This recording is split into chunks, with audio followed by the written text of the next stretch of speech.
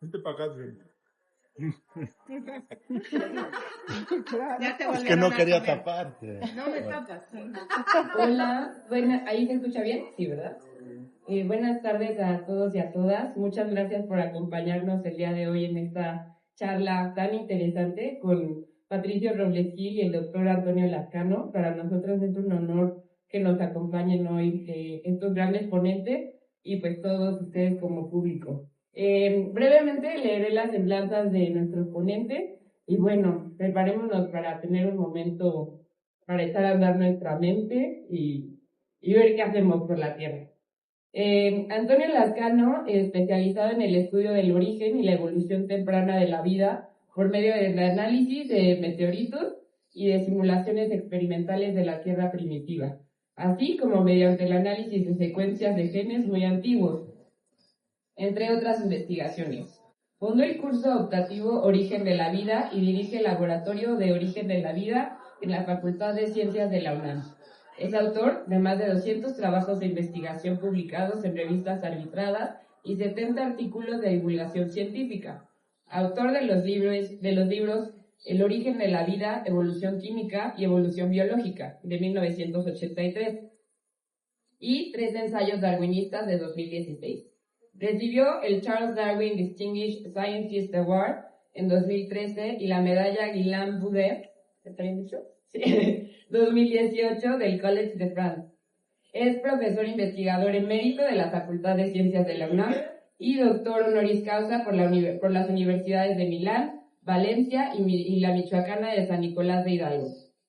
Y Patricio Robles Gil, el artista a quien dedicamos el número 141 de la revista Libro de Artes de México, es fotógrafo, artista plástico y activista ambiental mexicano. Fundador de la agrupación Sierra Madre y Unidos para la Conservación, con una trayectoria dedicada a la defensa de la biodiversidad y la divulgación de la riqueza natural y cultural de México. Autor y editor de más de 30 libros sobre naturaleza, ha desarrollado proyectos artísticos como Los Rituales de la Extinción, donde combina fotografía, escultura e instalación para denunciar la crisis ecológica y concientizar sobre la sexta extinción masiva. Su obra integra arte y conservación, consolidándose como una de las voces más influyentes en la comunicación ambiental en América Latina. Bienvenido. Buenos días, buenas tardes. Estamos justo en la interfaz entre donde termina la mañana y comienza la tarde. Y me siento muy agradecido con los amigos de Artes de México, con Patricio Robles Gil, con ustedes todos, por tener la oportunidad de estar aquí. Yo soy un biólogo peculiar. Soy un biólogo peculiar porque a mí no me gusta andar entre animales, me dan miedo las plantas ponzoñosas, siempre toco los hongos que no debería estar tocando, no tengo un temor ni fobia a las infecciones, pero los microbios los veo con cierta distancia. Pero ver este libro me conmueve por varias razones. En primer lugar, me conmueve porque viene de un esfuerzo editorial sostenido a lo largo de muchos años por amigos muy queridos, Maggie y Alberto Ruiz Sánchez, iba a decir el pollo, pero... cada libro en realidad, justo la confusión, cada revista es en realidad un libro que uno atesora, porque se han convertido en uno de los guardianes del pasado y el presente de México. Guardianes en lo que se refiere al arte, guardianes en lo que se refiere a tradiciones, y con este libro, junto con otros que han hecho sobre comida, por ejemplo, en realidad, con esta utilización tradicional que corremos el riesgo de perder, de integrarnos a la riqueza biológica que tiene el país, como parte de nuestra vida cultural, nuestra vida social, y que tienen una raigante histórica extraordinariamente profunda. Cuando me invitaron a comentar la obra de Patricio Robles Gil, el nombre inmediatamente me sonó como, claro, un gran fotógrafo, pero ahora que nos saludamos aquí, recordé que nos habíamos conocido en una mesa espléndida que estaba bendecida por la presencia de Adelaida y José Saducán, cuyo compromiso por la preservación de la biodiversidad mexicana sentó cauces, sentó ejemplos a nivel internacional. Que creo que eso es importante subrayarlo, que en México hay gente que desde distintas ópticas se han preocupado por preservar la riqueza biológica que tenemos, pero no como algo aislado, sino como algo que forma parte integral de nuestra vida en sentido histórico y en el sentido actual. En esa cena, que fue espléndida, el postre fue maravilloso porque fue la conversación de las obsesiones de Patricio por retratar la vida salvaje. Yo hice el nombre por referirme al título. Yo debía haber dicho vida silvestre en la India. Su cercanía con los elefantes, que son unos animales espléndidos de una inteligencia sorprendente. La cercanía con tigres, que siempre están a punto de comerse al artista, pero como un artista se ve a su público, supongo que eso no te preocupaba demasiado.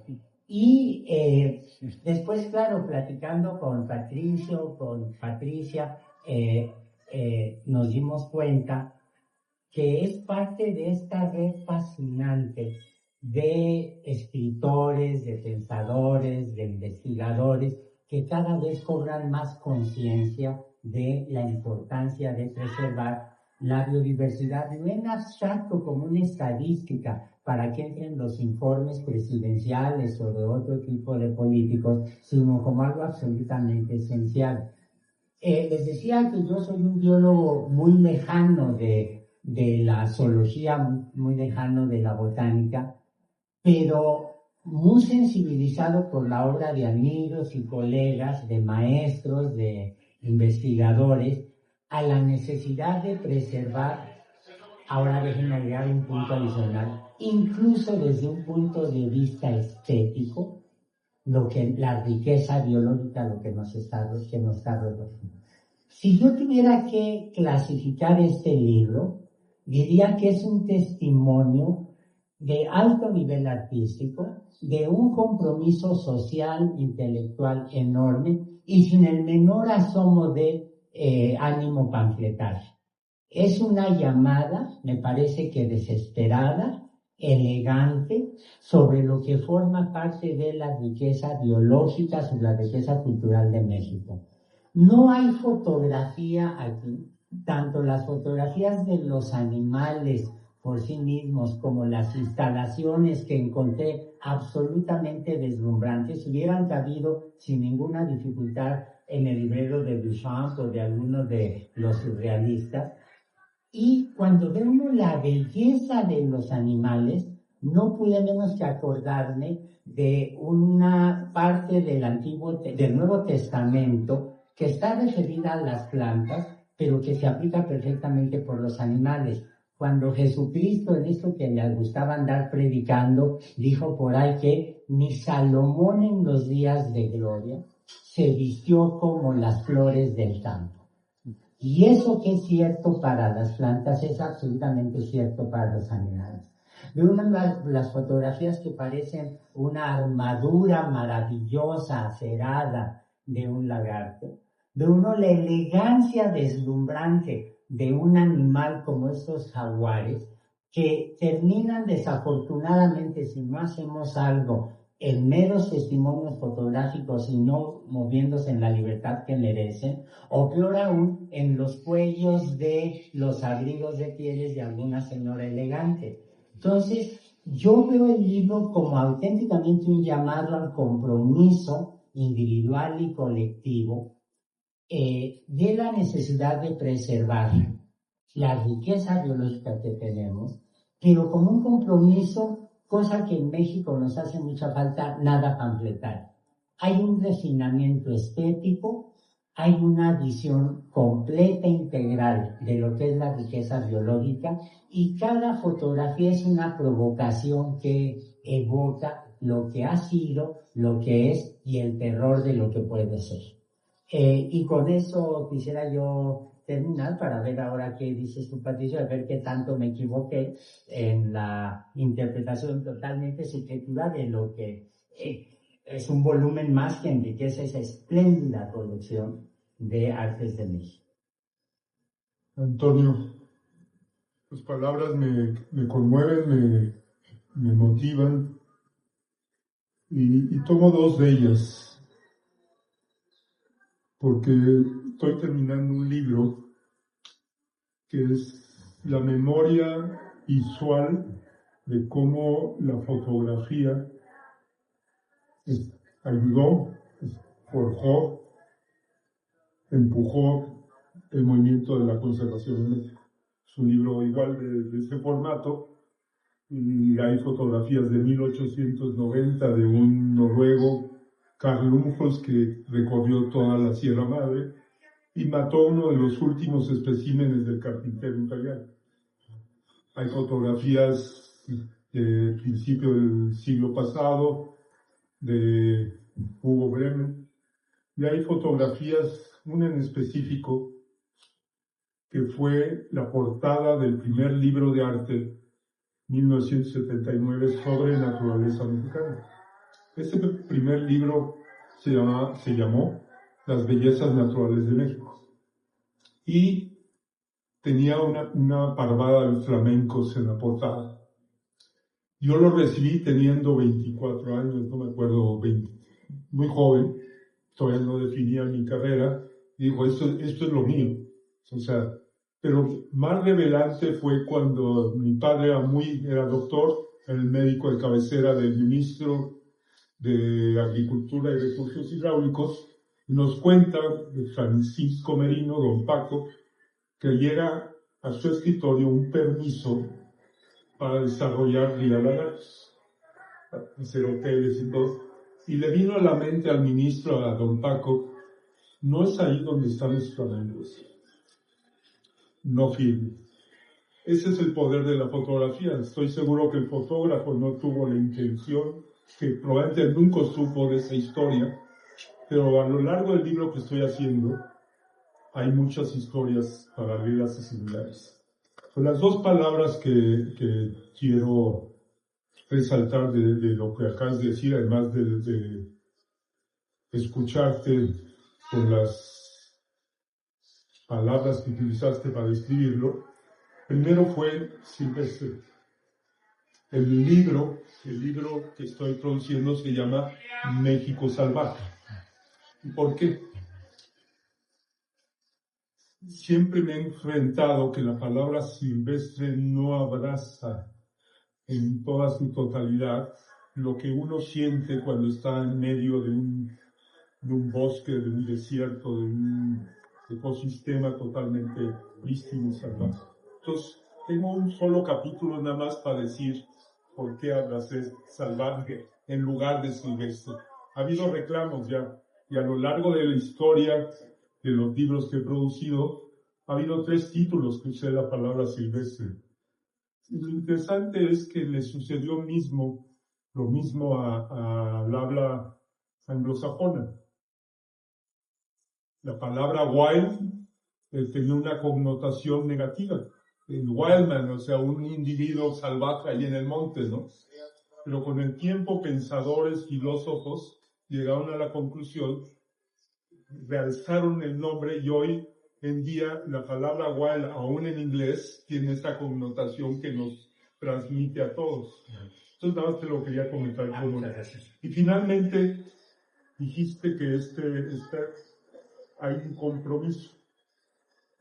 Hace 1997 hizo un libro que se llama Celebración a la Vida, Testimonios de un Compromiso, y era un poco la idea de cómo la fotografía había ayudado. 10 años más tarde se crea la Liga de los Fotógrafos Conservacionistas, y fue un boom. Todos los fotógrafos del planeta se autollamaron conservacionistas, cuando en general el análisis mostraba que solamente un 10% podía hacer eso. Y el libro termina, el libro que estoy haciendo, con esa palabra, pero le estoy poniendo con compromiso. O sea, el fotógrafo actual, sea de naturaleza o sea de otro tipo de denuncia, tiene que tener ese componente y compromiso. Dijiste que a los 24 años estabas definiendo tu futuro profesional de alguna manera. ¿Lo tienes ya definido? Bueno, 24 años son 50 y tantos años, no, 40 y tantos años después. Y me sucedió algo después de haber producido 40 libros, de haber influenciado a corporaciones en la compra de grandes espacios de tierras y después de haber sufrido un accidente donde aventé el acuario durante 10 años. Y ahora que regreso, me encontré con dónde puedo ser o dónde puedo incidir mayor en aquello que a mí me preocupa, que son la biodiversidad y los grandes espacios salvajes. Y dije, Patricio, puedo seguir documentando, lo hago, puedo seguir produciendo libros, pero quizás lo que más puedo hacer, y espero responder a tu pregunta, es incidir en pasarle esta meta a las nuevas generaciones. Y en ese sentido empecé fuertemente en reunir a un grupo de colegas, amigos, comunicadores, biólogos, seguramente conoces a Rodrigo Medellín y a Julio Cardi, ya era un grupo muy diverso. Y el objetivo era, vamos a hacer una especie de workshops, unos grupos de entrenamiento a agentes jóvenes, arriba de 30 años, que ya más o menos han definido qué quieren hacer en la vida, para instruirlos primero en qué es realmente la conservación. O sea, porque ese es un universo que todo el mundo cree que si ya hiciste eso, ya cambiaste los focos de tu casa o eso. O sea, que es realmente incidir a que siga la permanencia de la vida en la Tierra. Segundo, cómo publicarla. Yo, a diferencia tuya, yo no tengo mente científica. Y sí he batallado durante muchos años, esa limitante que tiene la mente de los científicos de comunicar de una manera más emotiva. Entonces, es cómo comunicar, cómo usar las redes sociales, cómo documentar, tanto en video, en un formato digital, y funcionó. Funcionó hasta cierto punto porque empezó a moverse en esa dirección esto que te estoy diciendo. Y de esta reunión nació el libro que estoy produciendo actual, donde sí aparece mi fotografía, pero aparecen 80 otros fotógrafos. Y hay alrededor de 140 historias específicas de una fotografía bien incidido en este tema. Entonces, sé qué quiero hacer. Me queda claro que este bagaje de haber abierto camino, o sea, cuando hicimos el primer libro, 1984, le pusimos ecosistemas nivel. Y nadie tenía idea de lo que era un ecosistema, nadie. Y a lo largo de los años hemos ido metiendo información. Y una de las cosas que me da mucho, mucho gusto es que aunque en esos primeros años se me cuestionaban que como una persona que no era biólogo andaba produciendo esos libros sobre la biota mexicana y del mundo. Y también que estos libros, imágenes muy reducidos y los muy vistosos, ahora con el lenguaje de las redes sociales, pues, ya no son necesarios. O sea, realmente ya cualquiera. Pero lo que sucedió gracias a estos libros, grandes, voluminosos, costosos, es que en ecuaciones como en algunos de los libros, como el de Hotspots de Biodiversidad Mundial, donde México es uno de los 5 países más biodiversos, en esos libros sí fue una ecuación interesante. Por un lado, eran patrocinados por una corporación global, CEMS, que tenía presencia en 140 países.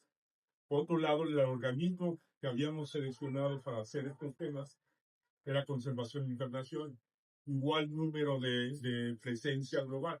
Entonces, de la noche a la mañana se imprimían 20,000 copias y se distribuían en las oficinas de ministros, de líderes, de filántropos. La agenda de estos libros cambiaron. La agenda de esos libros cambiaron radicalmente. Esos conceptos, de alguna manera biológicos, a un lenguaje más accesible al público.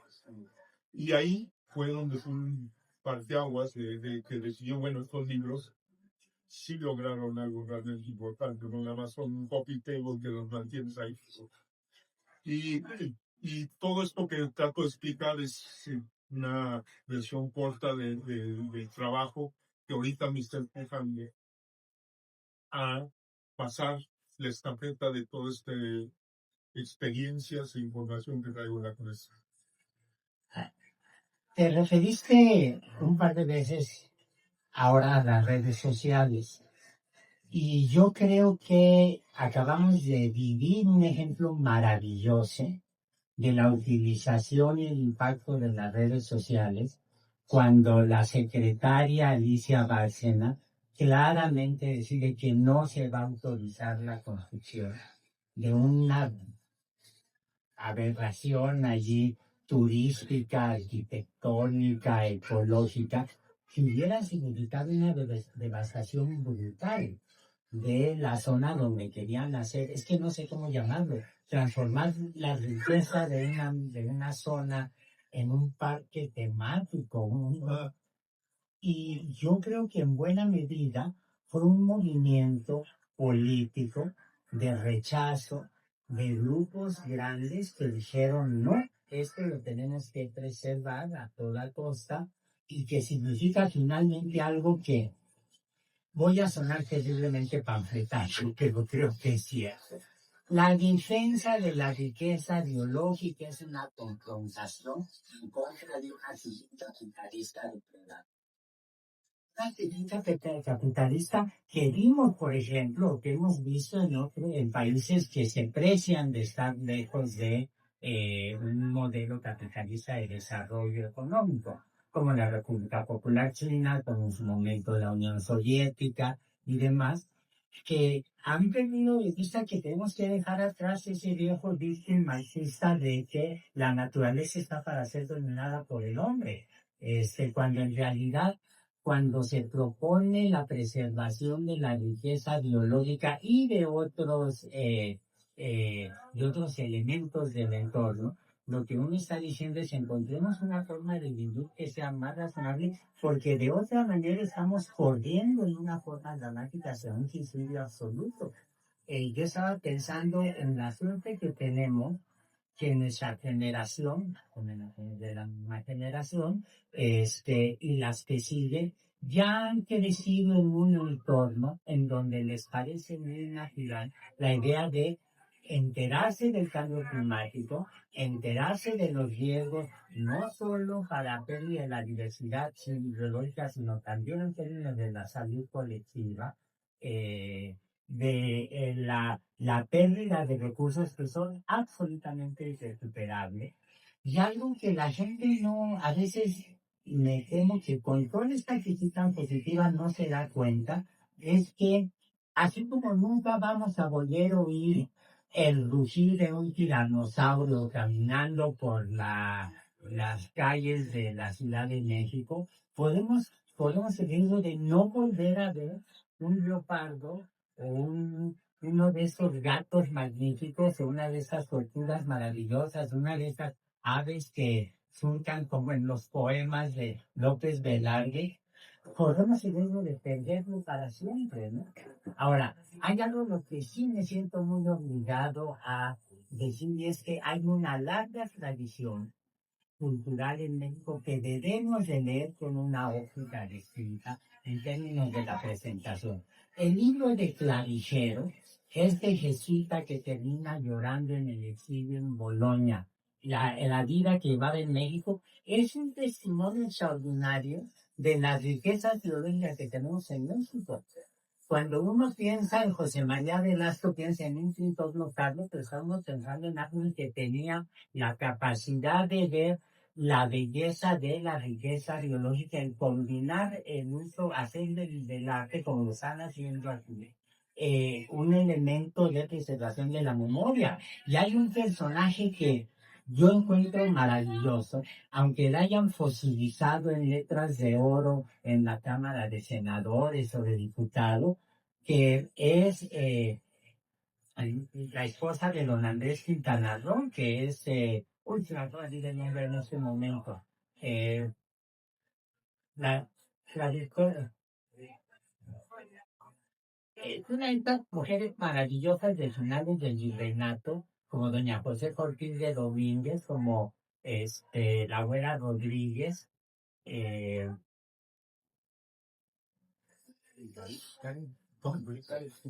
doña Leona Vicario. Doña Leona Vicario, que algo que muchos no saben, es que doña Leona Vicario fue una mujer extraordinariamente refinada, muy educada, de una familia muy pudiente, confronta a sus tutores porque ella muere joven, los padres mueren jóvenes, confronta al tutor para ponerse del lado de la independencia, pero era tan culta que se puso a leer a Buffon. Buffon, que es uno de los grandes naturalistas de Europa en ese momento, el maestro de Lamarck, que fue el primer evolucionista, y Buffon tenía la teoría equivocada de que la naturaleza física, la naturaleza biológica y los humanos del continente americano íbamos en un proceso de decadencia. Y entonces, exacto, entonces doña Leona Vicario anda en plena lucha insurgente, embarazada, creo que llevaba como 14 meses de embarazo, pero andaba, como decimos en México, a salto de mata, y iba traduciendo el del francés al español para poder criticar a los naturalistas europeos y decir, no, la naturaleza mexicana es extraordinariamente rica. Se nos olvida eso. Se nos olvida que hay un arraigo muy sólido, que esa tradición del conocimiento, de defensa del entorno biológico, pero tenemos la suerte que de nuestra generación para abajo ya es legítimo ser, es una lucha política, una lucha social legítima la defensa del entorno, y no tiene por qué ser estrictamente panfletaria o en términos, no debe quedar en manos solo de los políticos, sino que tiene que tomar aspectos tan refinados como el que estamos viendo en el grito salvaje, ¿no? Me viene a la memoria con tu comentario en el que empezaste, y tiene que ver con un trabajo que Alberto me invitó, que aparece también aquí, que es la fragmentación de estas esculturas que hice de antílopes, de cráneos de antílopes enredados en... Alberto tuvo la experiencia, y me imagino que Margarita tú también, de la sabana africana, ver estos antílopes que yo enmayé, o sea, volví en alambre púas hablando de la fragmentación. Y sucede que esta revista del Centro de Imagen, una córnea, decide hacer un número sobre las catástrofes ambientales. Y recientemente se presentó en el Centro de Imagen, y Alberto me invita a ilustrar su poema de este encuentro, de esta feria, con esta obra. Voy a la presentación y me encuentro que el primer escritor, Jorge Comensal, habla sobre una tragedia que no tenemos contemplada allí, una tragedia que yo nunca sabía de la tragedia, había visto desde el aire y en tierra al delta del río Colorado cómo se había desaparecido, y gracias a esta implicidad de Jorge encontró una fotografía, 1922, la queremos incluir en el libro, una fotografía de un personaje que seguramente suena orgulloso. Este hombre hizo un libro, San Almanac, donde hay una disertación que le llama Think Like a Mountain, piensa como las montañas. Y la historia de este ensayo es que era de joven, era cazador, Aldo Leopold, y mató a una loba. O sea, llegaron a un lugar, salieron lobos corriendo para atrás, finalmente matan, se le acerca, está todavía escondida la loba, y alcanza a ver cómo se pierde esa luz que es la vida del ojo de la loba. Y en ese momento cambió su filosofía totalmente. Dijo, ni la loba ni la montaña pensaban igual que yo, porque él decía, entre menos lobos va a haber más venados, vamos a poder cazar más y todo el mundo contento, ¿no? Y entonces le bautizó ese ensayo como Fitness de Mountain. Pero este hombre vino a México en 1922, era norteamericano, no recuerdo entonces saber si era su hijo, su hermano, Stan Leopold. Era el hijo. Stan Leopold hizo un libro muy importante sobre la fauna de México y es uno de los clásicos. Entonces el padre vino al delta del río Colorado y tomó una fotografía. En el delta del Colorado había álamos, había mezquites, había una vegetación muy profunda, había incluso jaguares, muchas aves, muchos mamíferos, y él lo documentó en una fotografía muy bien. Haberlo volado, más bien en los 30, Estados Unidos crea la Hoover Dam, y esto tiene que ver con el asunto de que no nos damos cuenta de lo que perdemos. Crean el Hoover Dam para darle electricidad y darle agua a ciudades en el desierto, como Las Vegas. O sea, crean un mundo ficticio. ¿Para qué? O sea, para apostar, para jugar golf, para tener campos de golf verdes, crean este mundo ficticio. Y nadie ha puesto que ni el 99% de los mexicanos hemos realizado lo que se perdió. O sea, ahorita es una desolación, es un delta muy bello. Desde el aire se han tomado muchas fotografías bellísimas de estas ramificaciones, pero no hay un solo árbol, no hay una sola vegetación. Si lo que sucedió es que el Hoover Dam dejó y limitó el flujo de los nutrientes que venían de todas las montañas rocallosas. Hay un dato curioso, estando una vez en La Paz, Baja California, platicando con un pescador, me decía, yo sé cuándo ha nevado mucho en las montañas rocallosas. ¿Por qué? Porque tengo más pesquerías, hay más pescado. Quiere decir que tiene más agua, la dejan pasar y pasan los nutrientes, por tanto, todo el ecosistema del Golfo de California se nutre. Esta es la tragedia de la que estamos hablando. Absolutamente. Yo creo que sería bueno que dejáramos el micrófono a la participación de la gente, pero antes de hacerlo, hay un punto que me interesa mucho mencionar. Yo he tenido la suerte de conocer a grandes fotógrafos, tengo la suerte de estar sentado junto a un gran fotógrafo, y ellos me enseñaron a ver. Yo recuerdo la paciencia con la que Mariana Jampolsky me decía, no, mira, Toño, esta foto le falta la cabeza, mira la sombra. La fotografía, sobre todo en blanco y negro, a mí me conmueve mucho porque me permite imaginar cosas. Yo puedo presumir que he aprendido a ver gracias a fotógrafos, pero también quiero que se fijen en algunas fotos como la de este jaguar maravilloso, en donde el jaguar es el que nos está viendo a eso. Y aquí se establece un diálogo visual entre dos especies no tan alejadas, pero que al mismo tiempo uno tiene que ver con la ventaja que da la fotografía impresa y no la cercanía directa. Ahí confieso que como biólogo teórico no pasaría yo de ciertos límites, pero el verlos y el que nos vean establece un diálogo visual que finalmente en este libro revista cobra un sentido artístico y de compromiso individual y colectivo. Muchas gracias, Juanito. Y supongo que ustedes querrán hacer comentarios, preguntas. A ver, el pollo, directo. Bueno, antes que nada, muchísimas gracias por estar aquí. Muchas gracias al público por su base. A Natalia Carrión por organizar siempre todas nuestras presentaciones brillantemente. manejarlos. Nuestros nuevos medios los maneja Natalia, ya que los mencionaron, y eso hace un gran trabajo. Patricio lo sabe porque ha estado muy cercana ayudando. Y bueno, hemos hecho ya varias presentaciones de este libro, hemos hablado mucho del número. Y a mí me emociona mucho que el número sea para Patricio un detonador motivante del siguiente proyecto. Es el del que está hablando, ¿no? Pero en una de las últimas presentaciones, tú me preguntaste por qué te incluye Antes de México aquí. Porque es uno de los pocos artistas vivos.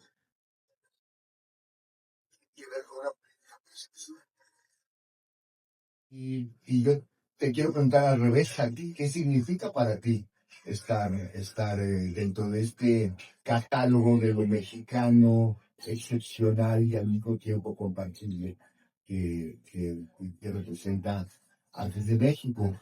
Eh, Quiero antes comentar una de las dimensiones que mencionó nuestro querido Toño Lascano, con un certero, que es la dimensión estética, que no siempre es la belleza, también es la belleza pero la belleza de la naturaleza para muchos es fealdad.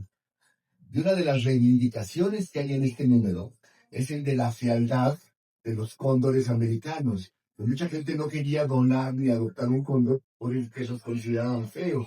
Pero para nosotros, algo que es fundamental entre las reivindicaciones de Antes de México es el cruce de la antropología con la estética. Que en la antropología es mal vista la estética y en la estética es mal vista la antropología. Eh, y ¿Y eso por qué? En gran parte por la palabra compromiso que pusiste sobre la mesa. ¿Por qué? Porque si el arte se subordina completamente, la creatividad estética se subordina 100% al compromiso, hasta el grado de destruir la dimensión estética que tiene que ver con lo sensible, se vuelve propaganda. Y tú al mencionar que esto no es propaganda. Y yo quiero invitar a pensar más allá del nombre compromiso, porque el compromiso tiene el desprestigio de haber sido usado desde los 80, ya desde los 80, desde los 70, por gente como Sartre, ¿no? Y la palabra compromiso es lo que hace que, incluso, por ejemplo, en nuestra Cámara de Diputados, la gente vote en bola sin sentir la responsabilidad de pensar cada decisión. El compromiso empujó a Sartre a ir a la Unión Soviética, saber que había campos de concentración y regresar. No hablo sobre ellos porque es mi compromiso con el cambio social que hay en la Unión Soviética me obliga a no hablar de que han matado a 20 millones de personas. Hay otra idea que tiene que ver con Clavijero, que Clavijero hizo una polémica con Buffon. Y lo que Leona Vicario hace es retomar la polémica con Buffon, que tenía en términos, lo expusiste, decía que la naturaleza de México pudría el cerebro de los hombres. Clavijero se pelea con esa idea, y hay una idea en un jesuita, es el jesuita que dice, mexicanos somos todos los que estamos aquí, vengan de donde vengan, de la clase social que vengan. Esto se debe llamar México no nada más a los mexicas, sino todos nosotros. Ese es Clavijero. Clavijero tenía un proyecto de independencia sin guerra, 60 años antes, y fracasó. Pero hay algo fundamental, la introducción de una cosa que se llama principio, el principio de deber de inteligencia, que implica reflexionar ante cada situación y ante cada cosa de nuevo. No subordinarse a un compromiso donde estás anotado previo en una causa. La causa no te exime de volver a pensar cada problema y de tratar de solucionarlo, ¿no? Eso quería poner sobre la mesa. Pero yo quiero retomar la pregunta, Patricio, para ti, ¿qué significa estar en esta edición donde fue para nosotros muy interesante todas las diferentes dimensiones que lleva y bueno, poder volver a hacer cosas juntos, ¿no? Alberto, Margarita, significa un gran honor. Pero quiero regular aquellos años, cuando tenía 24 años, lo pienso muy frecuentemente, o sea, cómo te forjas, cómo encuentras caminos, porque habiendo estudiado diseño industrial, no teniendo una mente más científica, sino mucho más creativa, cómo te involucras con aquello que más te llega, que es la naturaleza. Me eché 15 años, Antonio, dibujando indígenas de México, etnias, y llegó un momento en que sí me va muy bien, gano buenos centavos, pero no es lo mío. Y el día que tomo el compromiso, junto dos organizaciones, empiezo a subir una escalera larga, que muchas veces no gocé mucho, pero que sí. Y este impulso del arte, de la creatividad, estaba siempre ahí. La mercadotecnia, fui pionero en México de buscar a la iniciativa privada, porque no había recursos, el gobierno no aportaba un punto, y los dineros para la conservación venían de fuera. Organizaciones como Huevo Alejón, de Nature Conservancy, apoyaban prácticamente a la investigación. Y yo lo que quería era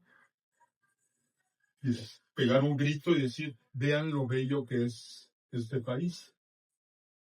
Y eso me llevó a este peregrinaje donde aprendí mucho, y ahora que mencionaste a Mariana Jankowski, que estamos aquí junto al Museo de Arte Moderno, creo que fue en 1991 que se cumplían los 150 años de la fotografía a nivel mundial. Y le pidieron a Mariana Jankowski que curara una exposición fotográfica de ese periodo en México.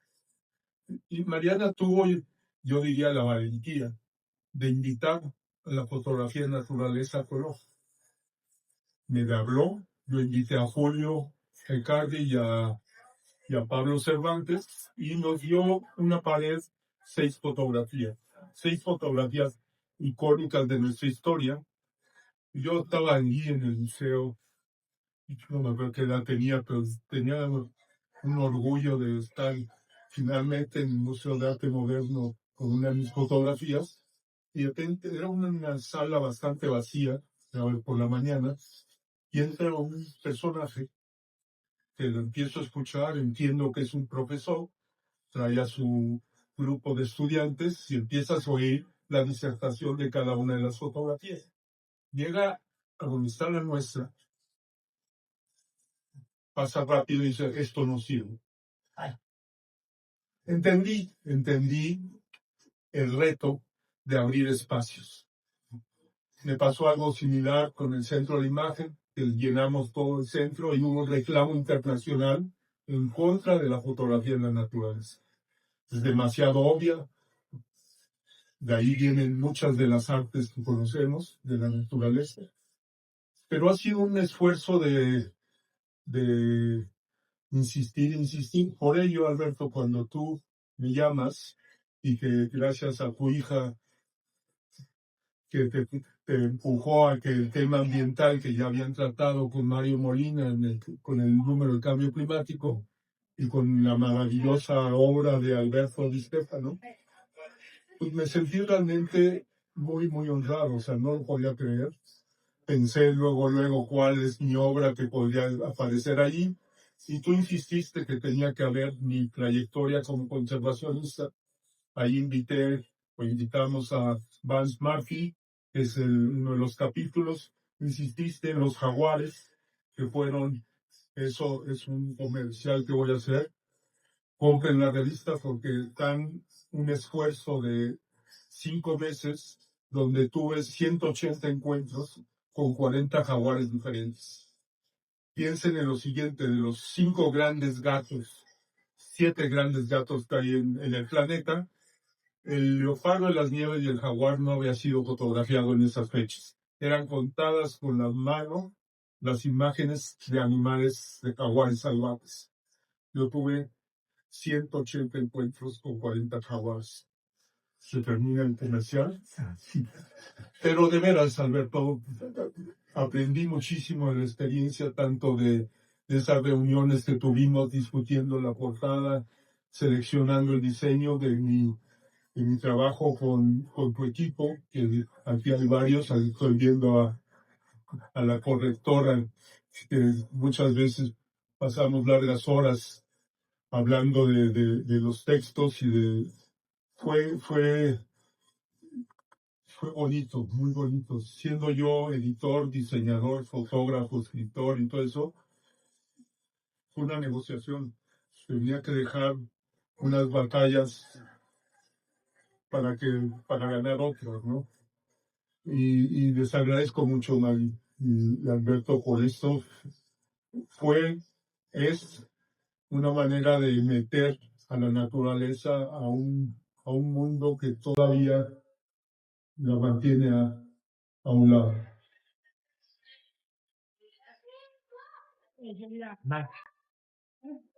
Maggie y luego el doctor Cota. Pues, Sí está. Sí está. ¿Así? Sí. Como si fuera lámpara. ok.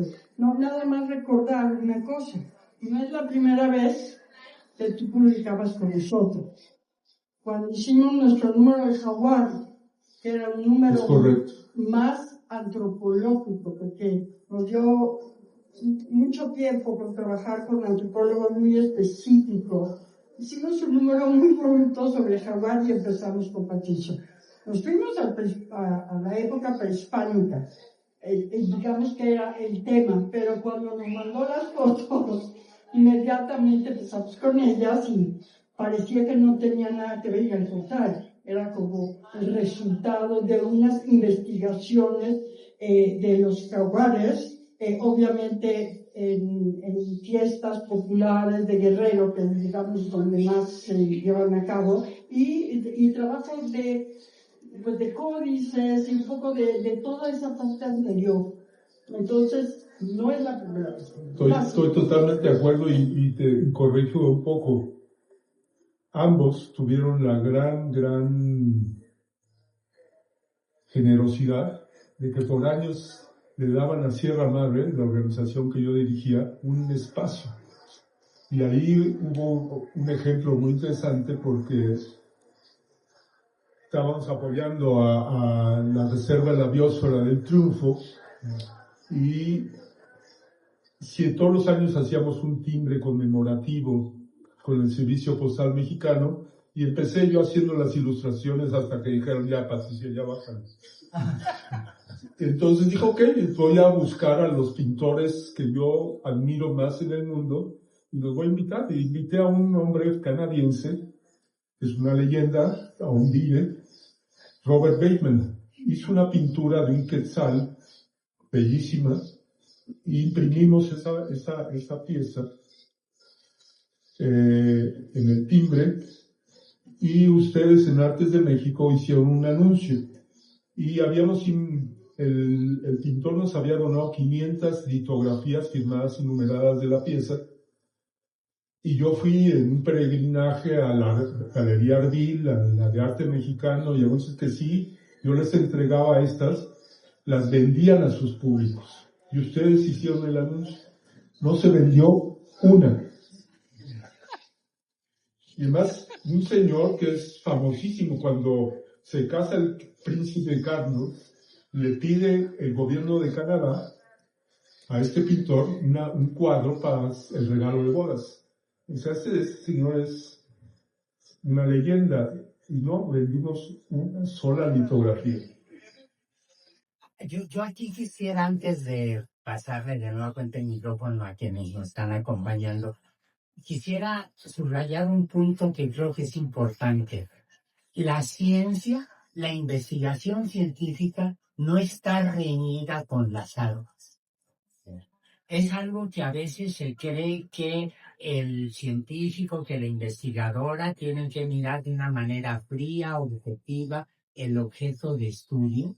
Pero si algo aprendemos muy rápidamente, quienes nos dedicamos a la actividad científica, es que es indispensable subrayar iba a decir maridaje, pero sería más bonito un amaciato, entre las ciencias y las artes. Hay un ejemplo que a mí me gusta mucho mencionar, lo acabo de repetir por ahí. Miren, Galileo no fue el primero que vio los cráteres de la Luna. No fue el primero que vio montañas en la Luna. Le ganó un astrónomo inglés que lo vio como 8 meses antes porque tenía un telescopio, lo apunta hacia la Luna y se da cuenta que la superficie es irregular. Pero Galileo había crecido en un momento en el que la matemática incluía la pintura, la perspectiva, el claroscuro. Cuando Galileo ve con su telescopio la Luna, se da cuenta porque sabe perspectiva que ha aprendido de los artistas, porque sabe claroscuro que ha aprendido de los pintores, se da cuenta que lo que está viendo son montañas. Y se da cuenta que lo que está viendo son cráteres. Y calcula la altura de las montañas lunares y se da cuenta que son más altas que los Alpes. Y ya se dan cuenta lo que eso significa, que de la mano del arte, la ciencia cambia nuestra perspectiva del mundo. Durero nunca vio un rinoceronte. Y el grabado de Durero de un rinoceronte que parece un caballero medieval armado con una coraza que es el resultado de la selección natural, es de una precisión absolutamente extraordinaria. Y sabemos que Durero es no con ojos de conquistador, no con ojos de comerciante, sino con un ojo de artista. Es el primero que ve las piezas que llegan a la corte de Carlos V y se fascina con el ojo de un artista. El dibujo en la biología, en las ciencias naturales, para pintar cristales, para dibujar volcanes, para pintar quetzales, ha sido un elemento esencial en el desarrollo de nuestra descripción de la naturaleza. Y yo creo que ese es un elemento adicional que hay que tomar en cuenta en esta obra espléndida, ejemplar, comprometida con las artes, con la preservación del libro, la revista que estamos presentando hoy. Y déjenme poner un ejemplo que a mí yo encuentro fascinante. Miren, este es un comercial de hilos Omega. Omega. Es un comercial. Y vean aquí la representación artística de animales míticos y reales que solamente se puede producir en una cultura que ame el color y que crezca rodeada de tantos animales y plantas de verdad. Comparen ustedes la diferencia que hay de amistad entre esa expresión artística y esta instalación maravillosa, donde se da la transición de la representación artística de un bordado mexicano y algo que te hermana directamente con los surrealistas que son capaces de representar a la naturaleza con una óptica completamente diferente. Ese estímulo maravilloso de ver la naturaleza, de ver la fauna, de ver la flora, de ver el entorno y transformarlo, modificarlo y convertirlo en una provocación artística me parece absolutamente deslumbrante. De verdad. Y ahora sí le damos la palabra a Andrés perdón. Bueno, agradezco el turno que me pasaron. Felicidades y gracias a ambos también por prácticamente esta ponencia doble o maridada. Y justamente iba yo a subrayar este tema de la armonía entre las ciencias y las artes, las humanidades, algo que yo estoy por entregar. El ambiente lo que hoy ya desde las plumas mexicanas y como para la entrega de porque ya aparecieron un par de datos aunque sí ya estoy entregando y me faltaba después del doctor Carlos Gay del doctor Luis Amado también acercarme a Antonio Lescano Y voy a subrayar un par de temas muy rápidos. Primero, el autor que yo llevo ya mucho tiempo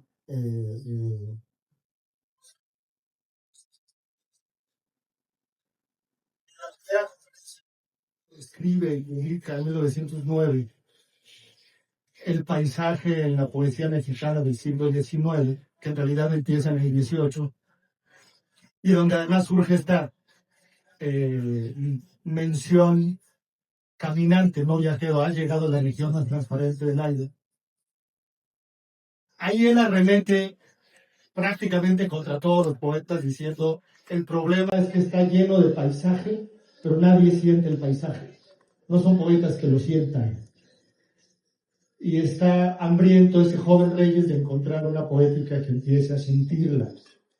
Ahora, comenté esto por lo que decía Patricio sobre esta experiencia de los fotógrafos, que de repente, no dijo de la nada, pero se sintió como de la nada, se llena de todos los fotógrafos ambientalistas o naturalistas. Y la pregunta es esa, si no de repente nos hemos estado llenando de fotógrafos que quizá no sienten, que quizá no perciben. Lo pensé también como montañista con este fenómeno del senderismo ocioso. De repente hay lugares en las montañas donde hay un sendero, o hubo un sendero, y de tanto ir tantos, se volvieron 3, 4, 5 senderos, y comienza el deterioro más velozmente. Y yo he encontrado algunas veces esa invasión de fotógrafos que quizás sintieron en algún momento la fiebre momentánea y no se dan cuenta de que son parte del deterioro.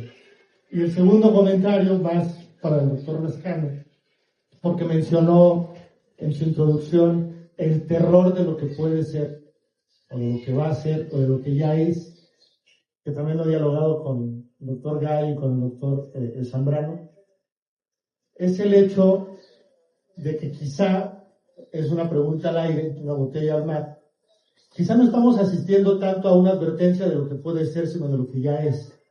Dice el que acabó siendo mi asesor doctoral, ahora filósofo y literato, Manuel Garrido, en su libro Estar de más en el globo, él pone el ejemplo del Titanic, el ejemplo filosófico, para acabar diciendo, no, el problema no es que vamos a estrellarnos, es que ya nos estrellamos y en los 80s, y estamos navegando entre maderos, y quizá la fotografía ha estado registrando no un mundo que nos viene, sino aquello en lo que ya estamos y no estamos sabiendo ver.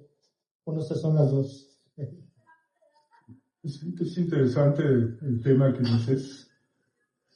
Cuando yo salí de pasar 5 meses y haber hecho un sueño realidad de ver jaguares, yo tuve N viajes en México, en Centroamérica, en Sudamérica, y siempre cansaba los dedos de tener un encuentro con jaguar. Lo máximo que tuve fue huellas de jaguar encima de las mías. En este río, 5 meses, el primer día tuvimos el primer encuentro y realmente era un encuentro al día con un jaguar. Un privilegio. Al salir, bueno, en varios de los casos, cuando veía un jaguar y estaba rodeado de lanchas, Patricia y yo decidíamos irnos. No queríamos ese encuentro. No era algo espiritual, no sé cómo llamarlo. Salí de ahí, yo había tenido este accidente y me sanó. El mismo viaje, aunque no me movía, eran 10 horas en una lancha. Sanó mi mente mucho después del accidente. Y decidí no hacer nada. Por cuestiones del destino, viene a México la doctora Jane Goodall, la primatóloga de los chimpancés, y me pide a mí que le haga su agenda.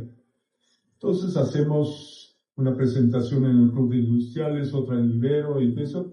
Y ella había conseguido de que la embajadora de Inglaterra la recibiera en su casa y nos invita a Patricia y a mí a cenar a solas con ella. Le platico, le muestro las imágenes, me dijo, Patricio, tienes que hacer un libro. Digo, que te lo diga una personalidad como ella. Sabía a dónde me metía. Alguien allá adentro, mi ego, decía, Patricio, publica. Publiqué, pero le dije, pero tú haces el programa. Y salió el libro. No me arrepiento, pero sí sucede lo que tú dices.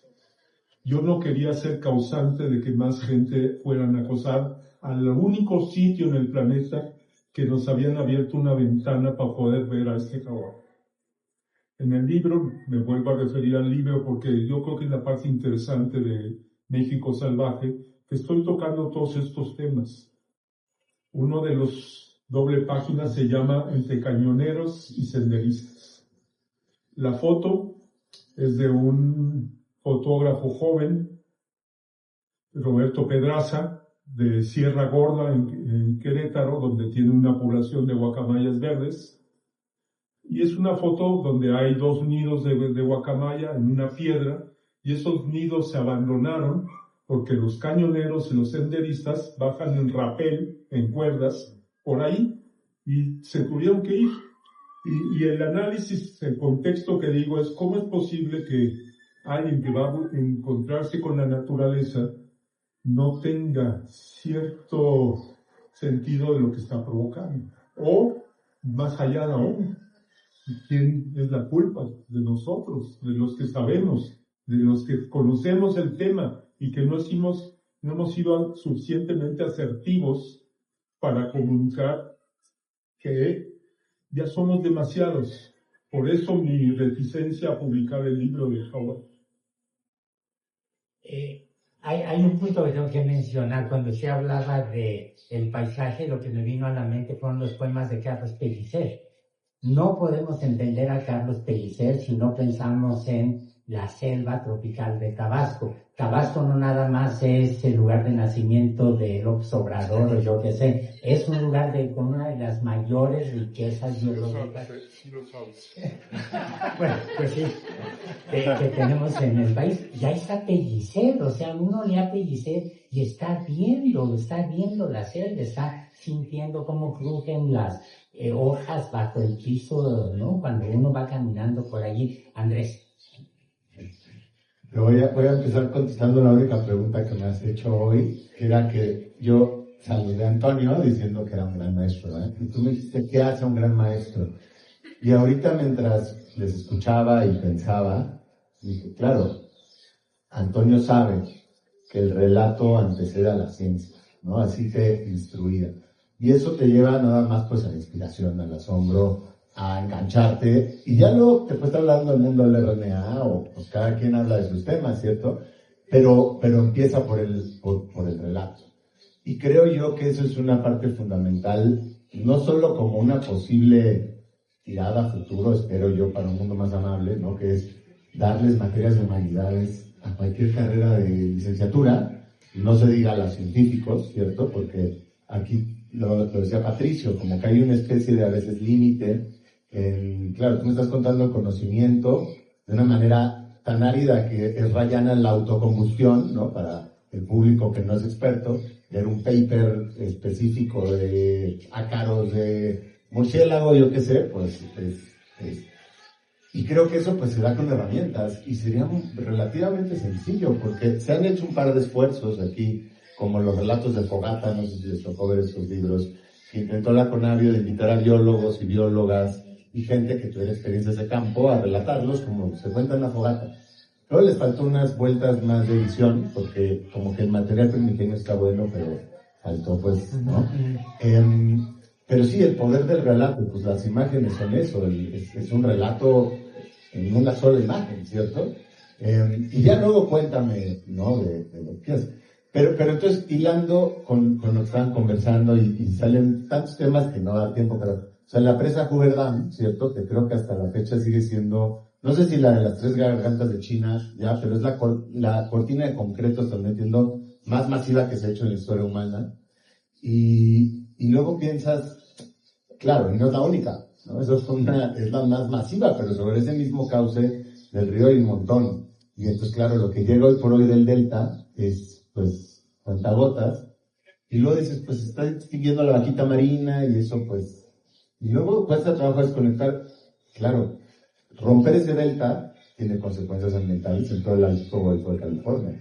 Por supuesto que eso tuvo una especie de efecto cascada hacia un montón de especies que habitan ahí, entre ellos la vaquita marina, ¿eh? Yo no estaría el dedo en la llaga de que hay una correlación que es difícil medir así concretamente, pero hoy se habla de las redes totuaderas y no sé qué, pero eso ya es como una gota que viene a derramar el vaso.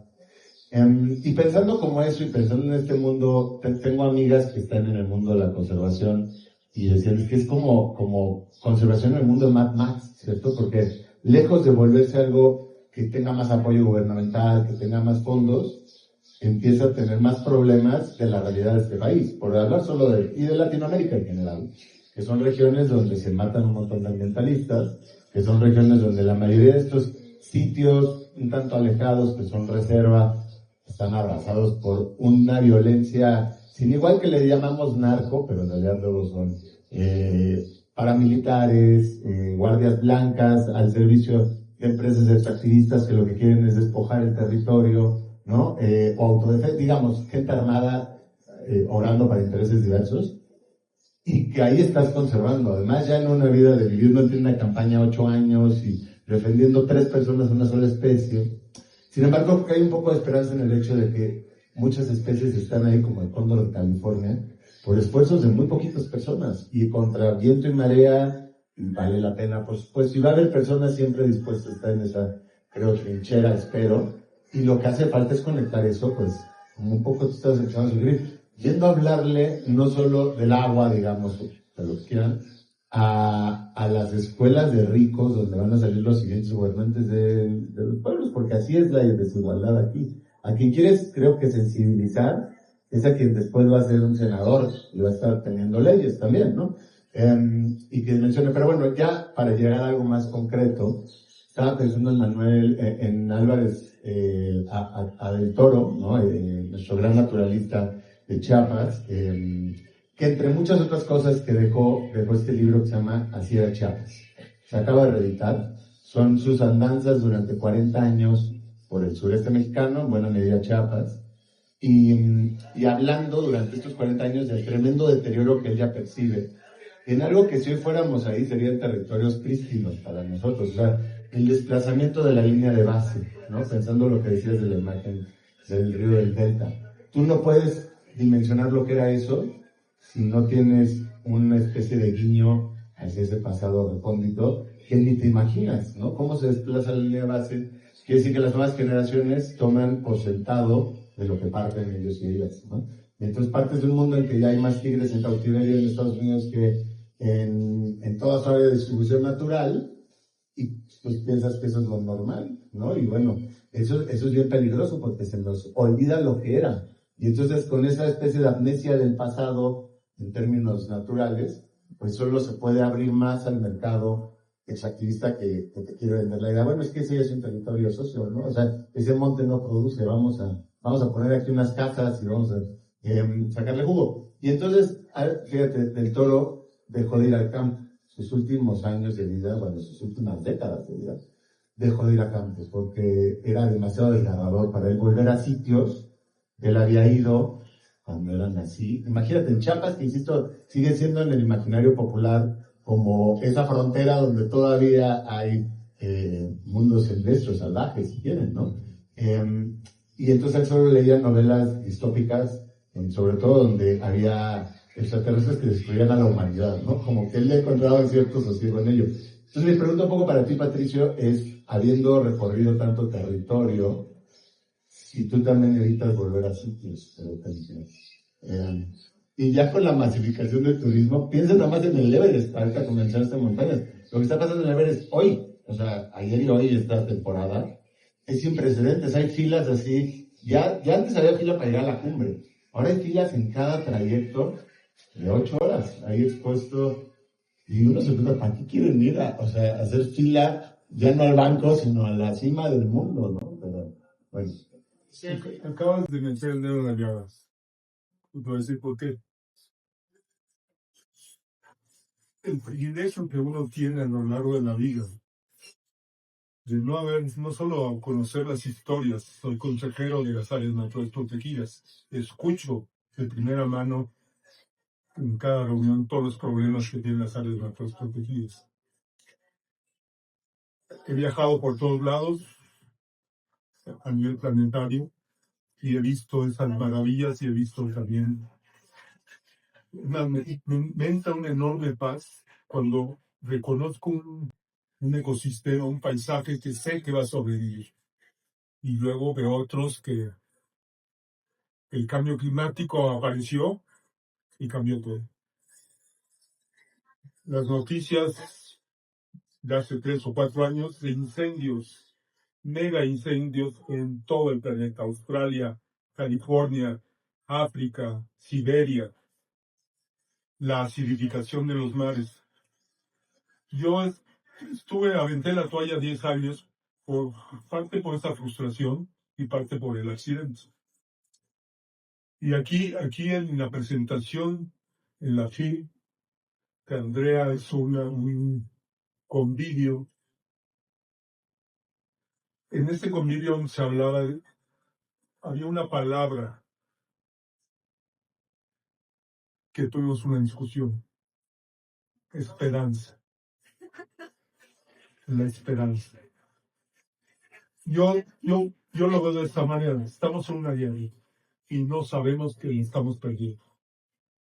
O sea, así tú hablabas de que el barco ya se quedan los troncos y nos estamos agarrando de ellos. Entonces, he tenido el privilegio de estar junto a Jane Goodall, junto a Sylvia Earle y junto a monstruos de la conservación, y usan esa palabra.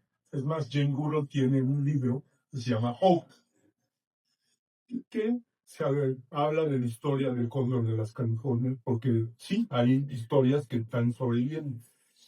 Pero yo tengo otra palabra: lucha. Esa es la que a mí me gusta. ¿Por qué? Me refiero a la juventud.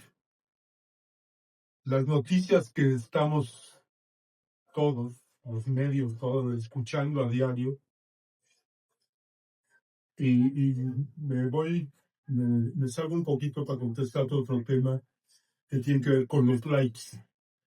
Los fotógrafos actuales lo que quieren son likes y acosan y hacen miles de cosas por los likes. Estas cosas se trata de tener más seguidores. Es un riesgo terrible, terrible. Pero ¿por qué luchan? Porque esta frustración que yo ya la pasé, o sea, esa sanación que me hizo hacer los rituales de la extinción, esa sanación de poder ver a los jaguares, el ritual es un proceso que diseñamos los humanos para enfrentar cosas que no tenemos idea que va a suceder. O sea, tú llegas al matrimonio o muchas veces te toca la muerte de un ser querido y no sabes qué hacer. El ritual del duelo, de ver al ataúd, yo me acuerdo el momento que estamparon el féretro de mi tío, de mi padrino, yo que me sentía un hombre fuerte, me quebré, me empezó nada de verlo. Si yo no hubiera tenido ese momento, ese encuentro, probablemente nunca hubiera sanado para eso sirven los rituales, y eso es lo que logré con ellos. Entonces, volviendo a la lucha, yo siento ¿qué opciones tenemos? Si le quitas la palabra de hope, de esperanza, se cae todo. No. El luchar permite muchas cosas. Luchar, que es el caso del cóndor, ahí está. Funciona, inspira. El luchar, sabes, es como cuando sales de la trinchera y sabes que te van a matar.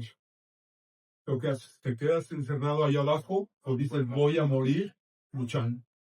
Esa es la opción. Y esa es la que estoy. ¿Y qué estoy haciendo? Buscando pasar mi bagaje de una manera de todos esos errores, frustraciones, contárselas para que entiendan que la conservación no es un romanticismo, sino es una lucha, y hay frustración. Y hay un dicho que alguien dijo, que yo lo repito mucho: en las batallas ambientales, las que ganamos son efímeros. Siempre va a haber en el futuro otra amenaza. Las que perdemos son para siempre. Es fuerte. No sé, pero esa es la realidad. En aras del tiempo quisiera terminar con esta espléndida mesa redonda, subrayando algo que es muy importante que mencionó Andrés Cota, y es el hecho de que la defensa de la biodiversidad, la defensa de la preservación de nuestra riqueza biológica provoca al año más o menos 10 o 12 muertes de personas que, como bien decía Andrés, en todos lados del mundo son víctimas de quienes están explotando los bosques, quienes están contaminando los ríos, quienes están acabando con las especies. The Guardian, este magnífico periódico inglés, ha hecho suya de una manera muy clara la defensa de este tipo de batallas, este tipo de lucha, y publica cada vez que hay una muerte, más de una persona que es asesinada en estas condiciones, un relato, un artículo, un reportaje que es absolutamente devastador. Pero eso que se publica en The Guardian no solamente está ocurriendo en el sureste asiático, en algunas partes de Europa, en el África, sino también en nuestro continente y también en México. Pero para niños con esta sensación tan trágica, ¿no? De una realidad que está allí, que se incrementa a veces, yo quisiera que termináramos afianzándonos, tomándonos de la palabra esperanza que mencionó Patricio con tanto rigor. Quisiera decir que hay la defensa del ambiente, la defensa de la diversidad, es la defensa de nosotros mismos, en términos de salud pública, en términos de nuestra riqueza cultural, en términos de la necesidad de crecer, de desarrollarse, de morir en ambientes dignos. Y esa lucha toma muchos aspectos, tanto las manifestaciones militantes de algunos grupos como el refinamiento estético que puede producir libros como el que hoy nos convocó. Muchas gracias, Patricio. Muchas gracias a Artes de México y muchas gracias a Natalia, que calladamente organiza este tipo de eventos que tanto nos da. Muchas gracias a ustedes y hasta la próxima. Y también doy gracias a todo el equipo de Artes de México. Muchas gracias.